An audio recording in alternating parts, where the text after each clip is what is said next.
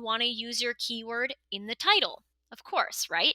You also want to use your keyword in the headers. You want to use it appropriately in your headers. How do you use it in your headers? Those kind of things. Whereas I see a lot of times SEO agencies or SEO experts, they will use the keyword incorrectly. They will do things that will work for people like TripAdvisor because they have a ton of leverage, but they're not the same strategies that are going to work for the little guys because the little guys have a lot more SEO work to do than somebody who has that leverage.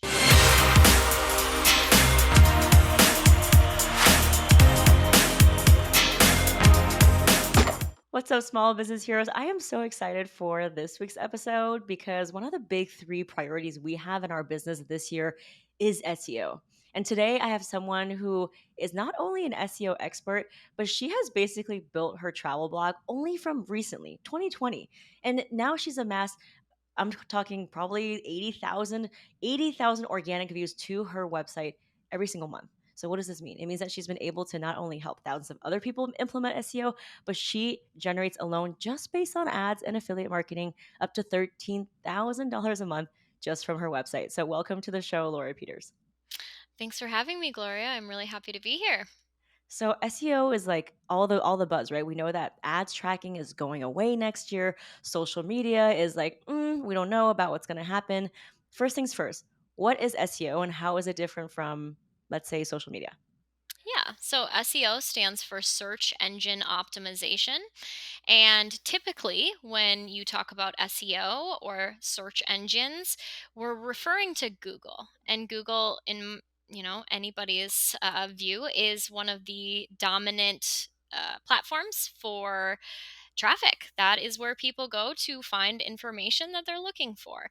Now, the great part about SEO is that you can use it to your advantage to grow an audience specific to the niche or the topic that you are looking to write about. Or if you have your own business, then you can gather an audience based on the business you're in. Wow, that's so awesome. So we're all about building long-term visibility here. Why is SEO better than, let's say, just, what people think is quicker, like paying for ads or an influencer? Yeah, totally. And that is a really great question. A lot of people say, why wouldn't you just do social media? Why even spend your time with SEO? And the proof is in the pudding. So for us, we really like SEO because it's the long term marketing solution, whereas social media is a bit more short term. So I'm sure you've put up reels or put up stories that even if they do gain traction, that only lasts for 24 to 48 hours. And then you're back doing the next thing that this social media platform wants you to do. So the reach with SEO is that when you write a blog post or an article on your website, you can tailor it to be exactly what Google wants it you to be writing about, or how they want you to structure your post. And these results can last for years and years. We have blog posts that we wrote back in 2016. I've optimized it one time for SEO, and it's still at the top of Google, generating traffic to our website 7, 8 years later. Oh my God, that's so good, especially now as we are recording this. I think one of the things about building a business, it's not about how many things you do, it's about strategically selecting the right things to do. And I think SEO, PR, which also helps with SEO, which we will get into, are all in that realm. Not to say that there's not a place for social media marketing, but you are playing by someone else's rules, right? So let's get into it. How can a founder, a business owner, a coach, a consultant, someone making candles in their garage, how can they get started with SEO?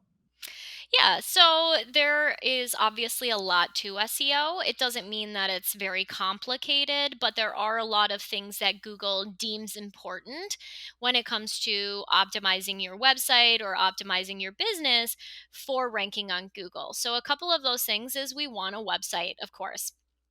Personally, we recommend having a website that's self hosted, meaning that you own it yourself. Someone like Wix doesn't own it, or Blogspot, Blogger.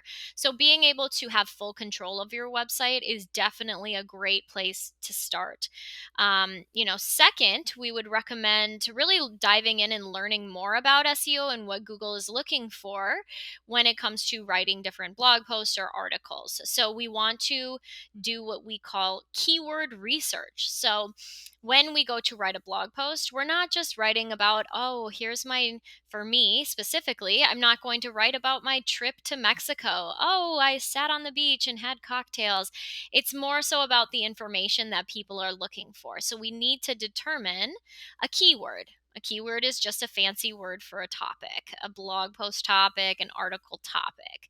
Now, the great thing about SEO is that whatever your business is, you can actually tailor those keywords to match your business.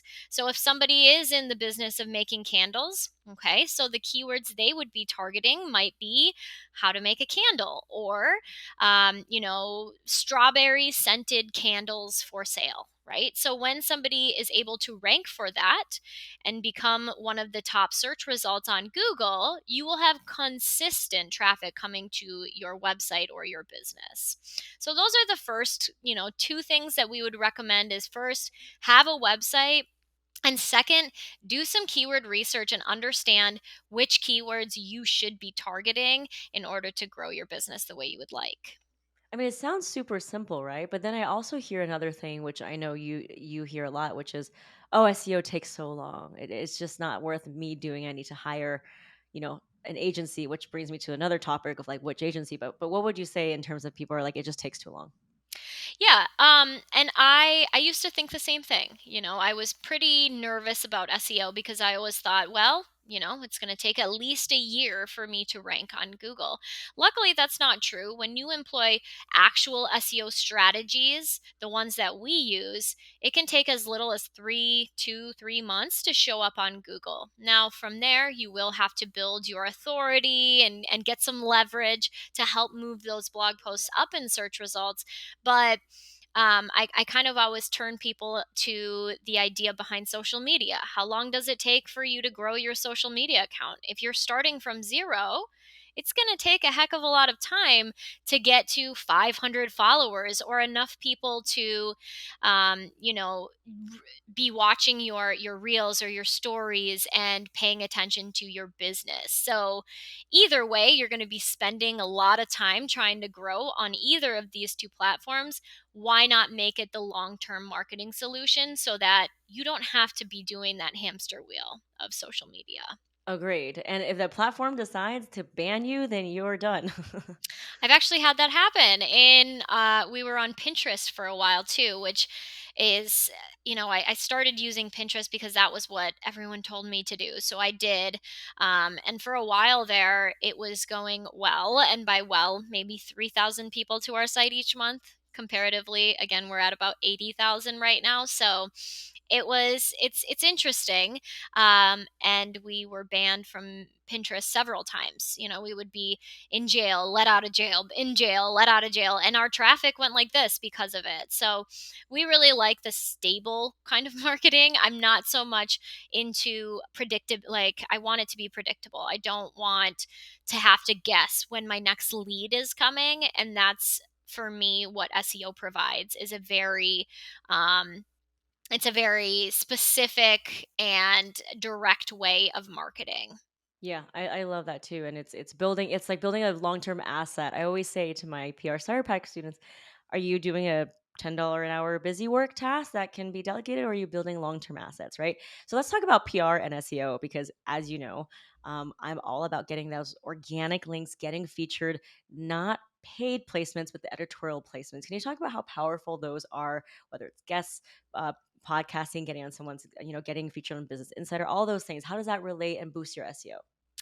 Yeah, so it's actually a very important component of SEO. Getting on to podcasts, getting into certain publications, and being seen is huge.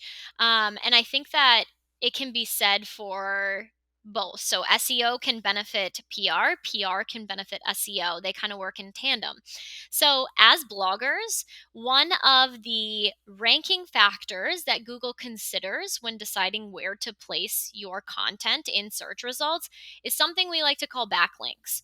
Backlinks are a link from another website to your own. Ideally, it's a more high authority website so that it tells Google, hey, we like this person and we're linking to them. So you should like them too, and possibly show them to more people in search results. So that's something that's huge for SEO. If Yeah. you can master PR, your SEO is going to be very, very easy.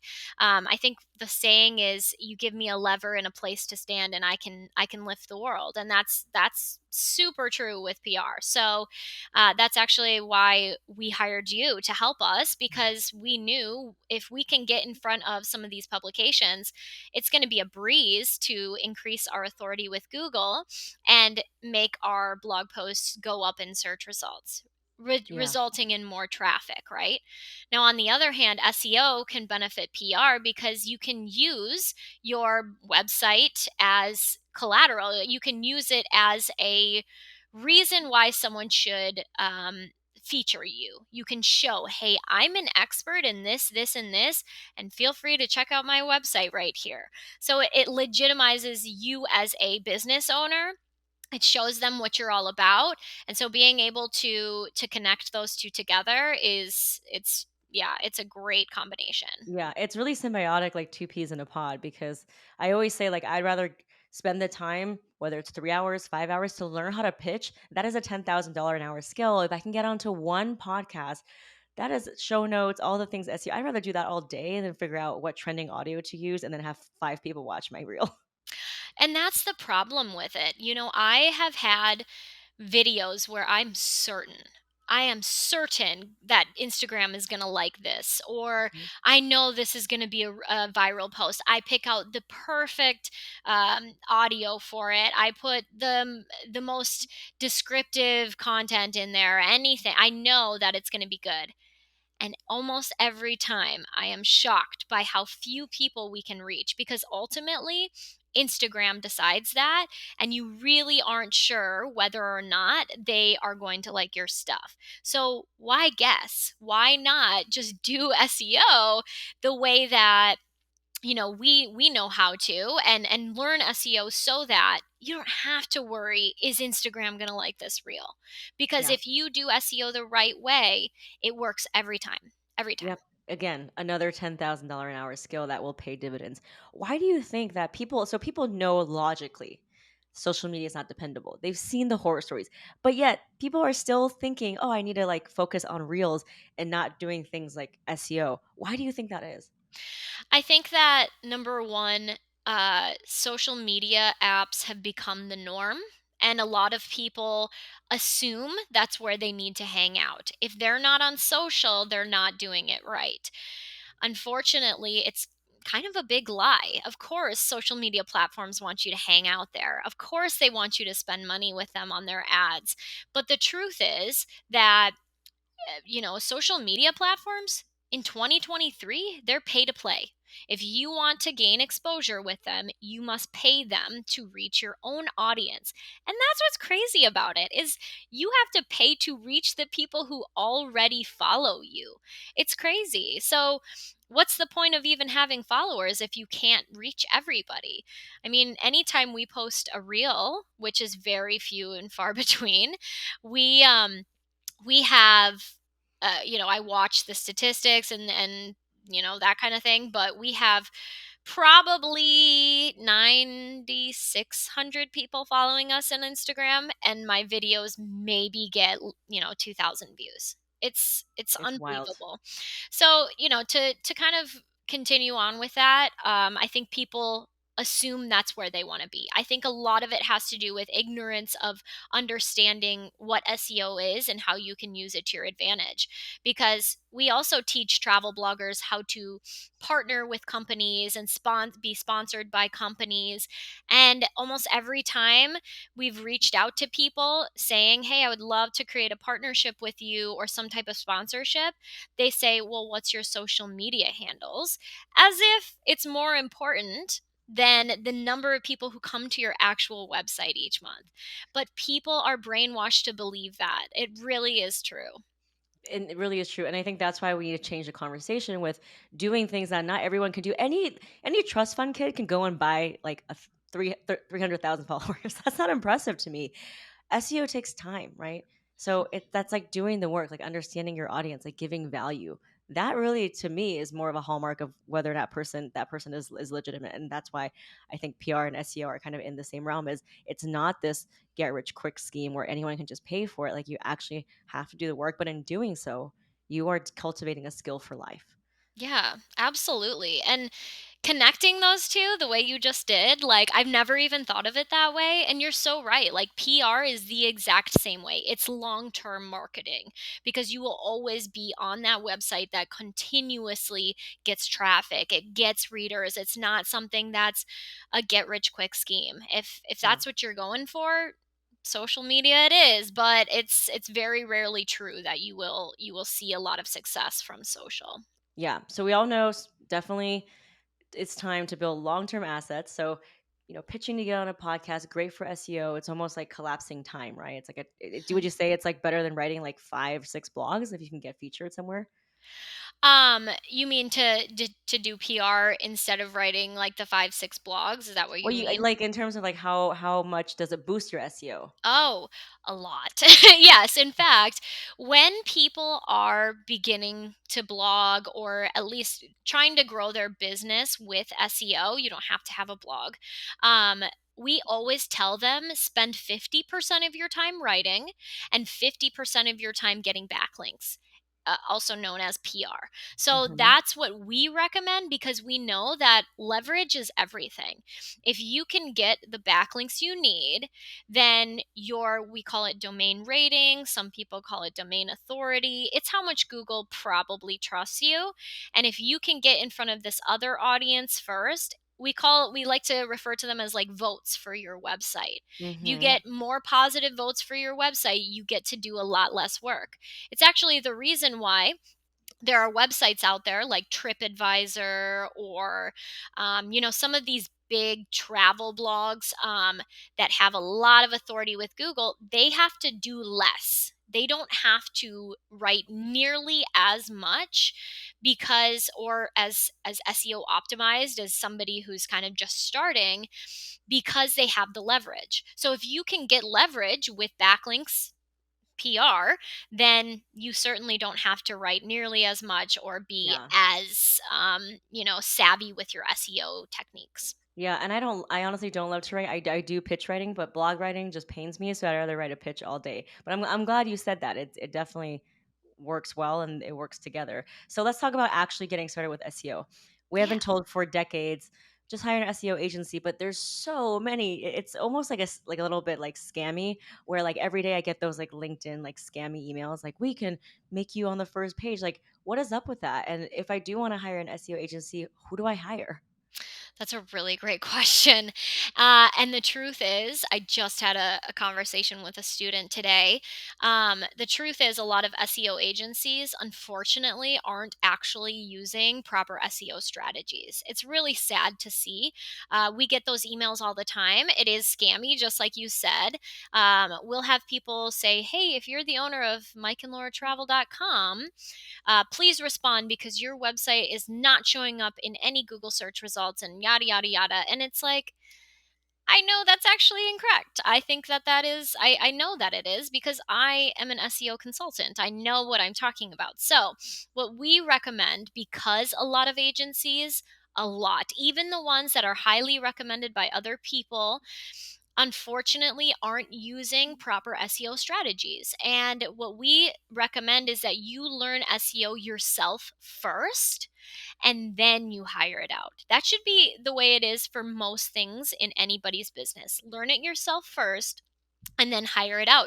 That way you always know, are they doing it correctly? Am I getting scammed here? Are they even implementing things that are going to see, it's all about ROI. So if the money you're putting into it, are you going to recoup the costs? And if Yeah. so, that's a great return on your time invested. If not, then you're wasting your money on marketing that you don't even know actually is going to work. As I said, SEO works every time you do it the right way, but you can't be certain that someone else is going to do it the right way for you unless you know yourself. It's very similar to like Facebook or Instagram ads. If you ever are going to run those, you should know how to do it yourself first and then hire it out. And that's something that, as a businesswoman, I've learned that through and through because I have been put in those situations where I've hired an agency to do, say, Facebook ads and they run up the bill, but we don't see the right ROI. So, we recommend learning it yourself. Obviously, we do have a course on it. It's mainly for travel bloggers, but it's the same techniques that you would use for anything else. But just be very weary about a lot of SEO agencies out there because it's not what you think it is. It's a lot of I'm gonna implement what I think is right, and hopefully this works is kind of the thing. I had mentioned a student that I just met with earlier today, and she was an affiliate, so meaning she was recommending other people's products. And she reached out to that company and said, "Hey, can I write a guest post for you? I just want to, she was looking for a backlink, but she said, "Can I write a guest post for you?" She wrote the post, and the owner of the company said, "I am blown away. Can you meet with our SEO girl and teach her this?" And she said, "I can't believe that they wanted me to meet with their SEO specialist so I could teach them." And so that's really where, just be very weary of that. Always know how to do something first before you hire it out. Yeah, or at least understand like what the essence of it is, right? Yep, Yeah. So do 100%. you have so in your course, do you have like your own strategy and framework? Like how different is SEO from like your course to like is there like different frameworks or is it pretty much the same way to do it? It's so what we see a lot of people doing incorrectly. Basically, SEO is a checklist. If you check off all of the things and set it up the right way, it's a lot about structure. It's a lot about are you using your keyword appropriately, not only throughout your headers and your text and your slug and all of these places in the meta description, but it's also about the overall or all encompassing aspect of your website. Is it loading quickly? Does it have positive user experience? That kind of stuff. So what you would want to look for, or at least from my perspective, is knowing the checklist, knowing exactly what Google is looking for. So, as an example, you want to use your keyword in the title. Of course, right? You also want to use your keyword in the headers. You want to use it appropriately in your headers. How do you use it in your headers? Those kind of things. Whereas I see a lot of times SEO agencies or SEO experts, they will use the keyword incorrectly. They will do things that will work for people like TripAdvisor because they have a ton of leverage, but they're not the same strategies that are going to work for the little guys because the little guys have a lot more SEO work to do than somebody who has that leverage. So that's really the difference. It's not so much of a difference in strategy, it's really about missing things. I see a lot of people miss certain things, or they'll say, "I learned SEO over here, and so I know SEO through and through," but they're not implementing all of the things that Google is looking for when it comes to using your keyword correctly. Having your site load quickly, getting backlinks, and things like that. So Yeah. I love the checklist idea. And then what about delegation? How easy is it to delegate that? I teach that in my course, but like a lot of people are like, well, I don't really have time to do this. So How easy is that process? So yeah, that's a great question. Very accurate. Like what you're saying is, I don't have a lot of time to implement this. Luckily, learning SEO is going to be one of those $10,000 an hour jobs. So if you can learn SEO and utilize it, it is going to be what pushes your business forward to making sales. So prioritizing it is advised. Now, of course, we want to hire out the $10 an hour work, right? Just as Rick always tells us. So what we want to do is hire out maybe the writing portion of it. However, the SEO editing should be in your hands or somebody that you've trained to do SEO properly. And so what that means is you would create maybe an outline for this article or this blog post that you're writing, and then you would hire somebody to write that post for you. I would look for specifically people who are experts in that, whatever it is you're talking about, not necessarily SEO experts, but somebody who has a lot of information and a lot of knowledge when it comes to whatever you are writing about. Then you will come in or have somebody come in to do all of the SEO editing. And what I do, because now we hire out a lot of our stuff, is I train an SEO editor and I give them a checklist of exactly what I want them to change and what I want them to make note of. So if it is, double check that the title is correct, double check that I have an affiliate disclosure. So I give them a checklist, and doing it that way, delegation is pretty simple. Pretty simple. Yeah, you got Yeah. to delegate to elevate. Now, you know this question is coming because when we're talking about cutting time and delegating is ChatGPT, AI tools, Copy.ai, Jasper.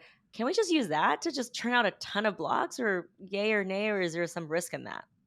Yeah, that's a fantastic question, especially now that ChatGPT has come full force and they're here to stay. So, um, AI will change the game, obviously. However, we look at it as a positive. So, we don't know what's really going to happen in the future with AI. However, we can say that right now, using AI to write posts or articles is very, very easy and helpful. Now, so what we do, we use Jasper.ai, and we've been using that for a while now. And what we like about it is it helps with any time where I'm writing a blog post and I get stuck and I think, man, I can't think of the word, or I don't know how to phrase this. And it's just like a blob mess in my mind, right? So, what we like to do instead is use Jasper. We'll type in a very generic or vague um, sentence, and then it will regurgitate something that it created.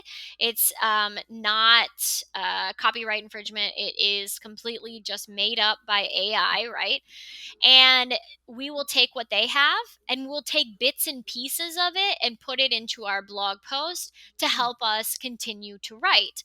Now, we also, it's very, very important to know that a lot of these platforms, Jasper, Chat GPT, all of these are not factual based. These are creative writing tools.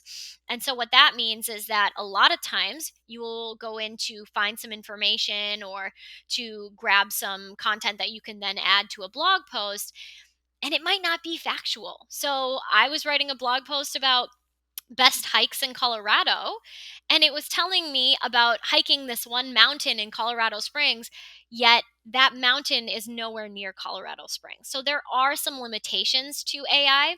There's a lot of things to iron out. So although AI is here to stay and we can use it to our advantage, it's not something that we should be terrified of right now, because we can just use it positively right now. That's cool. I mean, that's good to know. I mean, we're on the precipice of so much change. My next question is algorithms change, everything changes. What about SEO? Mhm. I'm worried of someone saying, "Well, this sounds great, Laura, but then the SEO algorithm is going to change next year." Is that true or not?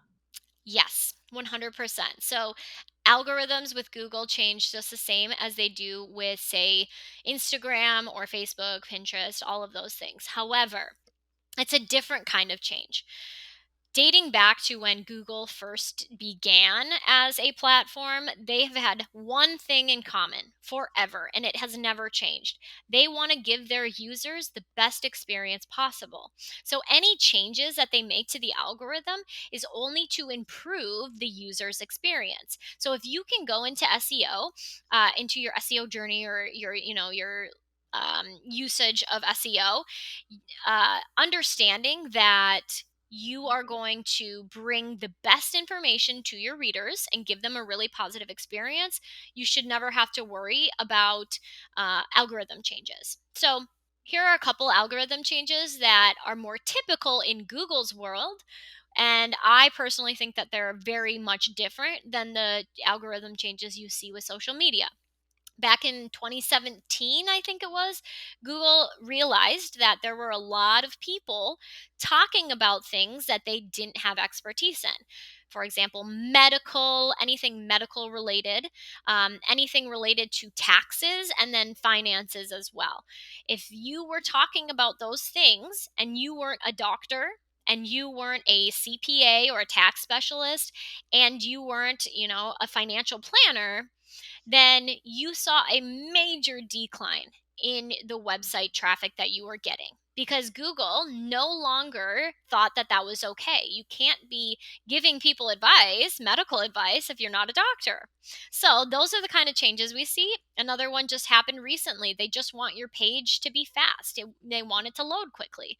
Well, that's already an SEO best practice anyway. So, anybody who didn't see the writing on the wall with that one, again, been a ranking factor for a long time. Ignoring it is where it got people in trouble. So, as long as you are doing SEO strategies with user experience in mind and you're giving them the best information, again, you have nothing to worry about. Oh, I love that. My next question is, at the time of recording, it seems like I'm too late to the game to do SEO. There's YouTube, there's TikTok, everyone's already been on it, everyone's optimizing for SEO. How would you answer that question of it's too late for me to start SEO? Yeah, and I think that that's kind of an interesting. I hear it all the time, so it's a legitimate question. But I think it's interesting because any form of marketing is going to take some time. Luckily, the way we do SEO, it can happen as little as 2-3 months where you start to see the traction. Usually, our blogs will start to make money, not just appear on Google, but make money within the first 4 or 5 months. So it's not something that you have to wait too long for. It is something that will take your time and effort, but again, it's the long-term marketing solution. There are other platforms where, you see a lot more businesses hanging out, say YouTube and TikTok. But even with YouTube, you have to be pretty consistent for 2 years in order to see significant gains with it. We would know, we run both. And a lot of times we'll do case studies to see how long does it take to kind of grow a following on YouTube, or how long does it take to grow a following on TikTok.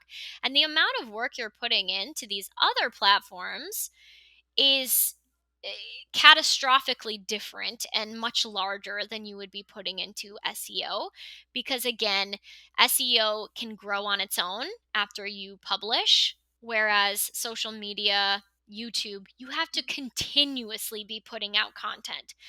That's one of my favorite parts about SEO is I'll leave a blog for a year and we're still growing our traffic and still making money from it. So it's not about consistency, it's about the quality of content. I love that. And if you do get on a podcast, you can also put that on your own blog as content too, right? Absolutely. And a lot of people do. And it's not only helpful for keeping people on the page longer, resulting in Google saying, oh, hey, people like this page, they're staying there a long time, but it's also better for you as user experience. You are providing something that is, it's the information people want. So, yeah, it's definitely beneficial, and I see a lot of overlap there. Now I know obviously your course is incredible. You've had hundreds of students go through it. If someone is just starting off, right, what are some of the free tools, action steps that they can take just in a very kind of small little taste that they can dabble in? Like let's say if I started today. Yeah, yeah, for sure. So, what I would do is I would play around with like a keyword research tool and just see if it's something that sparks your interest. I always think it's really fun to just do keyword research. So let me start from the beginning. You will download an it's a Chrome extension. It's called Uber Suggest. It is a free tool. This is, I think, the best free tool, not the best free paid tool, but it's the best free tool. Download the Uber Suggest Chrome extension. You can find that by just Googling that and put it onto your browser. And when you type in a term into the search bar of Google, it's going to show you the number of people who are searching for that each month on average. And then it's also going to give you some other numbers. So as you scroll down the page, you have these search results just as you would with anything you look up on Google. As you're going through these search results, let's say the first one is Forbes. Check out their domain rating or their domain authority. It will show you a number. It's going to be between 0 and 100. The higher the number, the more difficult it will be for you to compete against that person. So, if I wanted to write about best credit cards, I would search that on Google using the Uber Suggest extension. It will tell me that tons and tons of people are searching for it, but I want to verify that it's something that I could rank for. So I'm going to go to the search results. I'll notice what their domain authority is. And if you see a bunch of high numbers in the top 10, maybe you see Forbes, domain authority 95. It's quite high.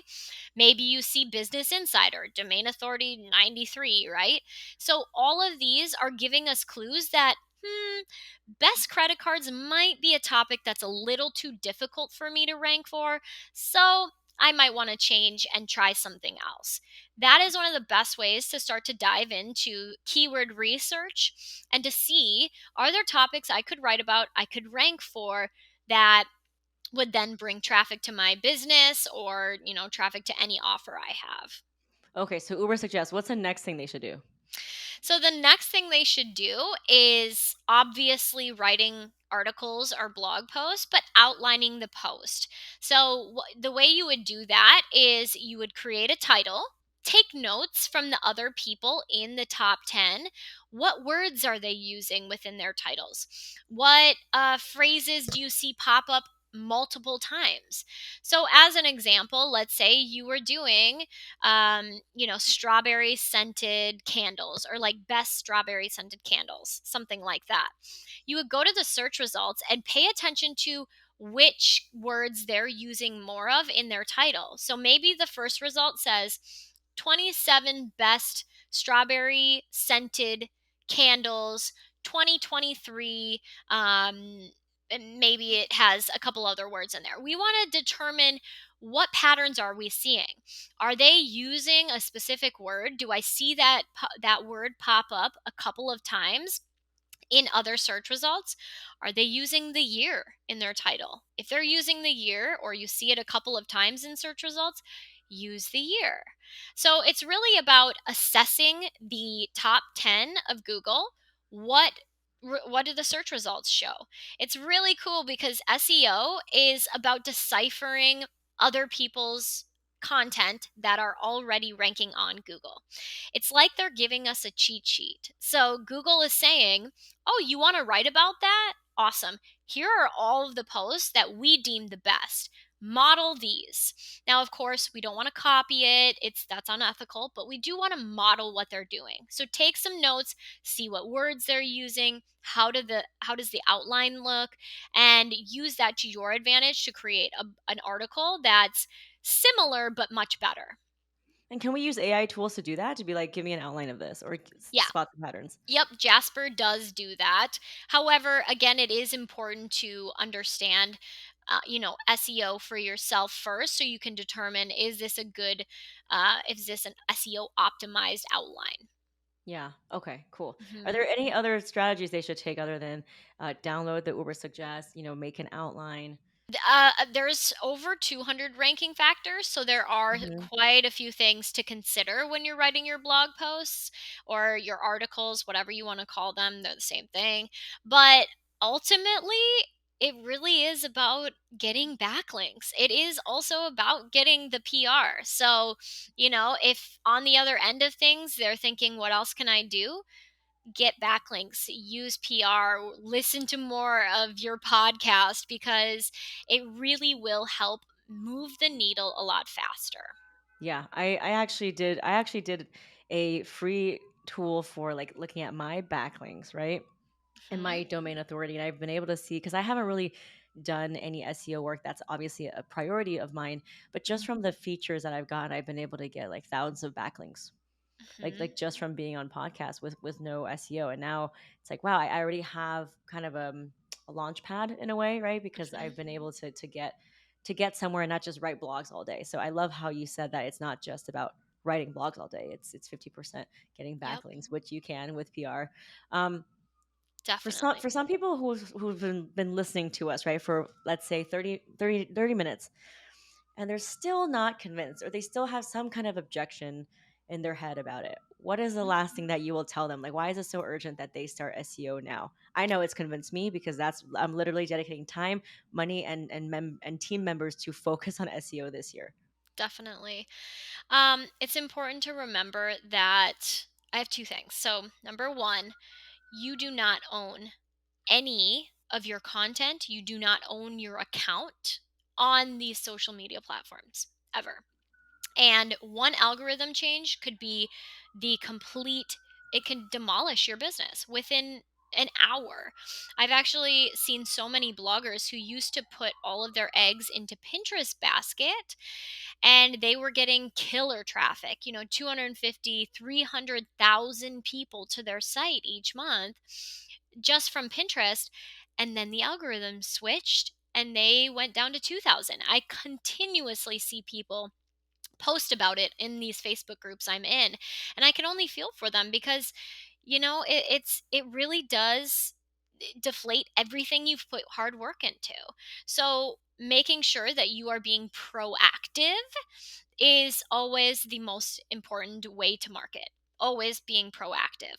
Second is, of course, algorithms can change with Google as well. They're far less drastic than they are with, say, uh, Instagram, who one day loved pictures, and then the next day, if you posted a picture, two people saw it, right? With SEO and Google, your goal should also be to grow your email list. That's going to be your bread and butter of your entire business. If you don't have an email list, you need an email list. Otherwise, again, one day you could have a thriving business and the next day you have nothing. The great thing about SEO is that you can target specific topics that people are looking up that will then lead them to possibly giving you their email address. So I want to give you guys an example so that you can utilize this when you go to implement some SEO strategies or, write some new articles. Think about, what could I deliver to people, or what could they search for that I could then deliver something to them in exchange for their email address. For us, we have a blog post about what kind of travel blog should I start, or maybe it's what kind of blog should I start. It's a quiz. If people click on our result on Google, come to our blog for that, and take our quiz, they have to give us their email address. A great way to grow your email list. Additionally, you could, for us, say we want to gather a bunch of travelers on our email list. Perfect. Maybe there's some travel businesses out there. What you can do is say Iceland packing list or Iceland packing list downloadable, right? People search for this stuff. And when they search for something like that, you can then deliver a freebie in exchange for their email address. Hey, you want that packing list? Perfect. Here it is. And if you want a printable one, just give us your email address and then we'll give you the printable one. So that's a really, really great way to grow your email list. It's a heck of a lot easier than constantly trying to come up with freebies and posting them to your story and doing all of the things that social media requires of you in order to grow your email list. Additionally, growing your email list on a social media platform is incredibly difficult because you need to get people to leave the platform. these social media platforms don't want you to have people leave the platform. So they will suppress those posts so that fewer people will join your email list. It's quite it's quite a conundrum, and that's why we recommend, if you want to grow your email list, you want to grow your business, you can use SEO and be very specific about what you're targeting. Yeah, I love that, and I love that you have like six-figure months, and you don't even really devote any attention to social media anymore. You're just not playing that game anymore. I know, it's so interesting. Yeah, last month we did over 100,000, and it was like, people think, "Oh, you're a travel blogger, you must be all over Instagram." And I'm like, "Yeah, I think I've posted one in the past like 4 months. I don't know." But we just don't need it. We don't Yeah, need it because it's I work based off of ROI. I yep, work based on where I'm going to see the biggest return on my time invested. And I think all businesses should do that. So, for any businesses out there or any business owners who are listening to this, one of the most important things to do is track your spending and track the money coming in. Every single day, you should be writing down everything you spend and everything you're making, and determine, are my efforts actually making me money? If they're not, you need to be putting your time and effort and money into something that's actually going to bring you profit. yep, 100%. I love how it's so much about mindset, and that's what we try to do here, with PR is because at any point you can choose a different choice, right? Which we talk about in our coaching. We can choose that social media is not going to be what we do, and we're not going to be judged if we're not on it.